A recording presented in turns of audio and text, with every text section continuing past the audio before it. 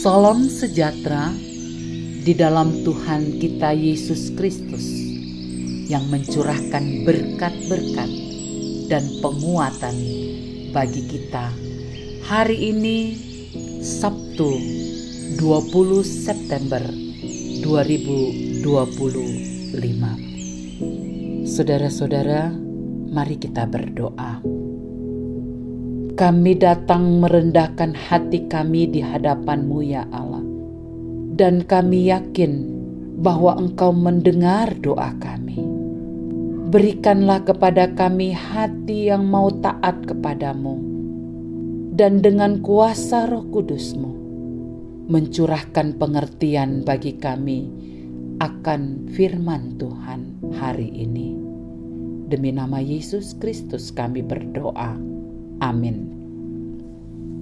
Para pendengar Renungan Oasis Fajar, hari ini pembacaan kita terdapat dalam Lukas 7 ayat 6 hingga 10. Lalu Yesus pergi bersama-sama dengan mereka.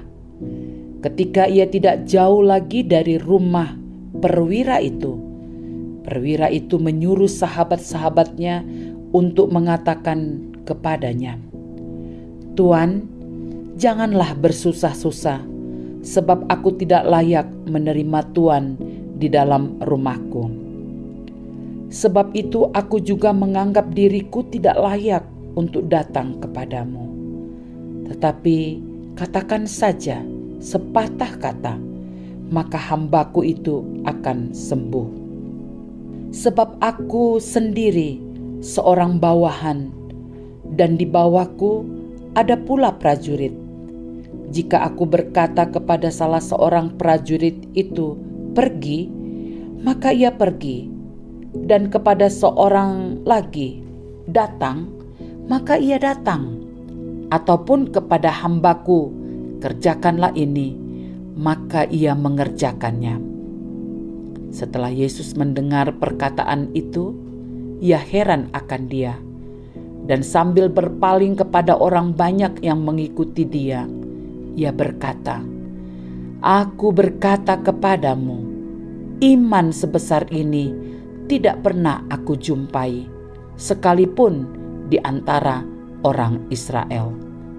Dan setelah orang-orang yang disuruh itu kembali ke rumah, didapatinyalah hamba itu telah sehat kembali. Para pendengar Renungan Oasis Fajar, judul kita hari ini merendahkan hati atas otoritas Allah. Ayat 9 sebagai penekanan. Setelah Yesus mendengar perkataan itu, ia heran akan dia, dan sambil berpaling kepada orang banyak yang mengikuti dia, ia berkata, "Aku berkata kepadamu, iman sebesar ini tidak pernah aku jumpai, sekalipun di antara orang Israel."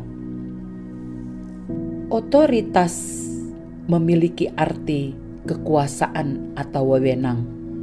Otoritas berlaku untuk memerintah, mengatur, memutuskan, atau memengaruhi orang lain. Jadi, otoritas adalah hak resmi untuk mengambil keputusan atau memberi perintah. Contoh pemerintah, polisi, guru, orang tua yang punya otoritas dalam perannya masing-masing. Orang yang beriman kepada Allah harus percaya bahwa dalam kehidupan ini Allah melalui Tuhan Yesus memiliki otoritas penuh. Mengapa demikian? Karena Tuhan berkuasa atas hidup dan mati kita. Tuhan pengendali atas segala yang diciptakannya.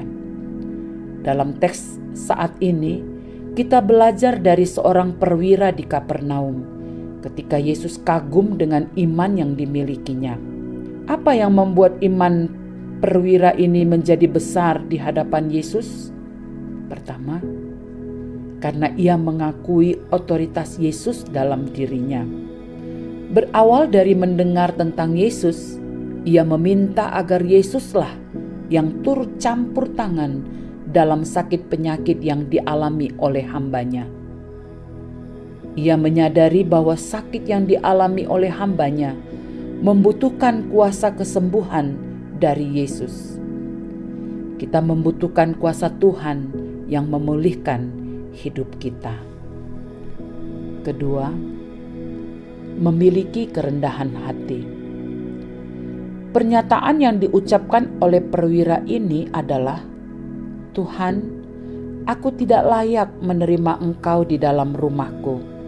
Kita dapat melihat bahwa perwira ini ketika berjumpa dengan Yesus, ia tidak memperkenalkan dirinya sebagai seorang perwira atau pejabat, tetapi ia menjumpai Yesus dengan kerendahan hati.